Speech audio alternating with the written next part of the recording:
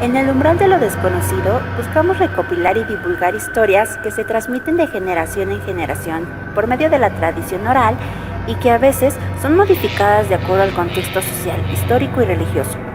Asimismo, estos relatos en ocasiones resultan un tanto complicados de creer por lo ilógico e insólito de los sucesos que se narran y que a su vez están envueltos de misticismo.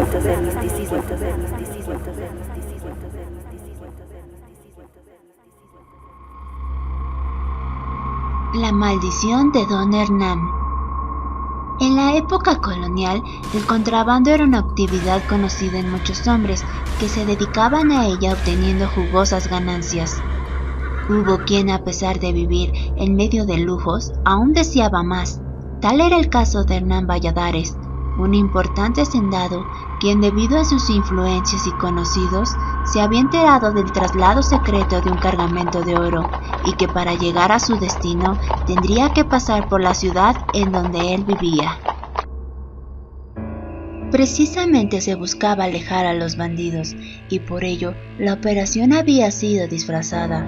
Sin embargo, el hacendado tenía conocimiento de la hora y la ruta que tomaría el carruaje, así que decidió contratar a una banda de criminales para que llevara a cabo el asalto, buscando a los más conocidos, y una vez hecho el trato, el jefe de la banda se comprometió a traerle el bulto. El hacendado regresó a casa. Al llegar, encontró a su hija en brazos de Álvaro, uno de sus peones. Enfurecido, se abalanzó contra el jornalero y a empujones lo sacó de su propiedad. Le dijo que en su hacienda ya no había trabajo para él y lo maldijo. Te deseo la peor de las tragedias por atreverte a enamorar de mi hija, pues tú nunca serás digno de ella.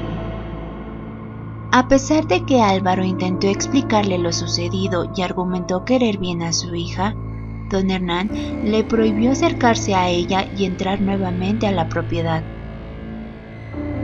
Entristecido el joven se dirigió a la cantina más cercana y casualmente resultó ser la misma en la que el codicioso caballero cerró el trato con los bandoleros. Un par de hombres que también bebían en la cantina invitaron a Álvaro a sentarse con ellos, pues lo miraron decaído y sumamente deprimido. Minutos más tarde, el jefe de la banda lanzó una señal y todos de inmediato se pusieron de pie. Salieron de la taberna y se percataron de la llegada de un carruaje muy austero, tal y como lo había descrito el hacendado. Luego de comprar algunos víveres y de refrescar a los caballos, el vehículo que transportaba el oro partió. Se dirigía a la zona boscosa para continuar con su camino. El paraje fue aprovechado por los bandidos, quienes lo interceptaron y ordenaron bajar el cargamento. Muchos fueron los costales que poco a poco fueron juntando bajo un árbol. Una vez logrado el objetivo, los malhechores se dispusieron a no dejar huellas del asalto, por lo que lanzaron el carruaje al precipicio y mataron a los hombres que viajaban en este. Pasaron 2 semanas y no se sabía nada ni del cargamento ni de los ladrones. La noticia del robo y de la desaparición del gran botín recorrió todos los rincones del pueblo. Muchos hombres se dieron a la tarea de buscar el tesoro. Sin embargo, ninguno lograba el objetivo, pues no había rastro alguno. Una tarde, 2 amigos regresaban al pueblo, luego de varias horas de parranda. Temían que les cayera la noche en medio del bosque, por lo que intentaban caminar rápido. De pronto, uno de ellos creyó ver algo en la oscuridad. Bajo sus pies se movieron unas rocas, y el hombre intentó quitarlas para averiguar qué había debajo de ellas. Sorpresivamente, se abrió un gran pozo oscuro. Se asomó para mirar qué había dentro, y lo que observó lo dejó paralizado por unos minutos. De pronto, una sensación extraña se apoderó de él. Puso la mirada en blanco y lo encaminó hacia la boca del pozo. Una vez ahí, lo incitó a arrojarse y así lo hizo. El segundo amigo logró ver unos seres espectrales que se parecían a unos malhechores desaparecidos. Sin embargo, no pudo ir y también corrió con la misma suerte. Por su parte, don Hernán se encontraba malhumorado, pues creía que los bandidos se habían burlado de él, pues nada sabía de ellos y mucho menos del botín. Irritado, decidió enfilarse hacia el bosque para buscarlos personalmente. Esperó el anochecer para no levantar sospecha alguna. Al llegar a la guarida de los bandoleros, Alcanzó a ver un resplandor como de una fogata, por lo que se dirigió hacia allá. Pensó que tal vez descansaban después de haber asaltado todo el día, o bien que realizaban el reparto de las ganancias. Esto era lo que cruzaba por su mente cuando escuchó un gemido. Cuando se volteó para averiguar de dónde provenían los extraños ruidos, se encontró con unas figuras descarnadas que rápidamente lo rodearon.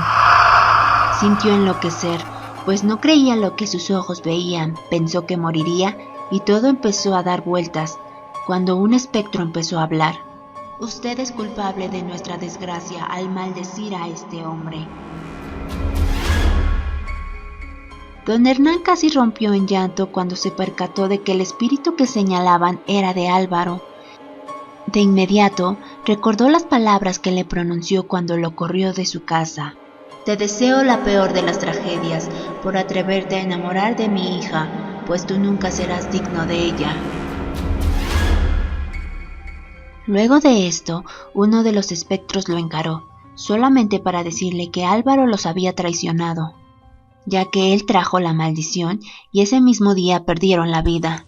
Así que el ser descarnado le exigió al hacendado romper la condena, desenterrando el tesoro, pues sólo así sus almas dejarían de penar y podrían alcanzar el descanso eterno. El caballero accedió a sus peticiones y los espectros desaparecieron. Don Hernán no supo ni cómo llegó a su casa, ni siquiera se percató de las miradas curiosas de la gente, que extrañada lo veían pasar con un semblante muy aterrado.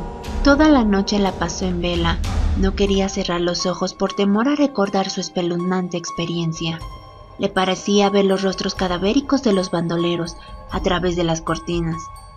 Al llegar el amanecer y cuando los tibios rayos del sol daban la bienvenida al día, volvió el optimismo a su corazón y se recriminó el comportamiento tan cobarde que había tenido la noche anterior. La avaricia nuevamente se hizo presente, y por la mente de don Hernán solo posaba la idea de apoderarse del tesoro. Solo bastaron un par de horas para que se olvidara de la promesa hecha a los espectros. Debo ir por el oro, tiene que ser todo para mí, se dijo, al fin que ellos ya están muertos. Se encaminó hacia el paraje donde había encontrado a los espíritus la noche anterior. Sin embargo, no lograba distinguir con certeza el lugar exacto de la aparición. Levantó rocas, escarbó bajo los plantíos y algunos árboles sin encontrar ni una pista. La tarde cayó y, cansado por la jornada, decidió volver a su hacienda. No obstante, al intentar abrir el portón, un grupo de seres extraños se apostó alrededor de él. Uno de ellos, enfurecido, lo azotó contra la puerta y le dijo que eso se merecía, y más por haber faltado a su promesa. Don Hernán, lleno de miedo, suplicó por una última oportunidad, pero los espíritus se negaron por considerarlo una persona no confiable. Nadie se atrevió a ayudarlo, por temor a ser llevados también. La gente se refugió en sus casas, en la iglesia y en los negocios que ante lo acontecido cerraban rápidamente, dando alojamiento a las personas que pasaban por ahí. Nadie había olvidado el suceso y en las calles todavía se hablaba de él, cuando apareció el cuerpo inerte de don Hernán, a un lado del camino que lleva al bosque. A partir de ese momento, los pobladores evitaron caminar por ese sitio, ya que en varias ocasiones se podía ver a un grupo de espíritus persiguiendo a otro, quien gemía y se lamentaba aterradoramente. Cuenta la leyenda que las almas aún vagan en pena, debido a que el tesoro no ha sido encontrado, por lo que la maldición de don Hernán hacia Álvaro persiste según hasta nuestros días.